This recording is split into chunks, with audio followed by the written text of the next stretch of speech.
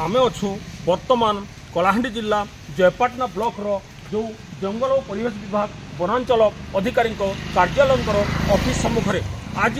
सकालू जो अशोक साहू जो forest guard थे घरे तांकर जो रिलेटिव तांकर ससुर घरे तांकर भाई बंधु घरे समस्त घरे रेड चली किंतु कौन रेड किसी जना पड़ूना यही जो ऑफिस सामने सीआरपीएफ जवान से माने मुतयन होती एवं जो अधिकारी माने से माने सूचना दे पारना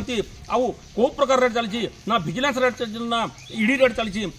जाना असंभव हो वर्तमान यही जो वन खंड अधिकारी कार्यालय पूरा पूरी भाव बंद कर दिया ऑफिसटा एवं सीआरपीएफ जवान से माने निहाती भाव में आप दृश्य देखुए सीआरपीएफ जवान से पाखे मुतयन होती एवं ऑफिस जिते समस्त कर्मचारी अच्छी से माने टोटाली तांकर मोबाइल टाको स्विच ऑफ कर दि जाइए एवं ऑफिसटा पूरा भाव बंद हवाटा देखा एवं जना जाऊँगी यहाँ बोधे विजिलेंस रेड बोली आम जाऊ अनुमान करूँ। कलाहांडी जिला जयपाटना ब्लॉक रुद्रप्रसाद सहित अविनाश पटनायक रिपोर्ट टाइम्स 1 ओडिया।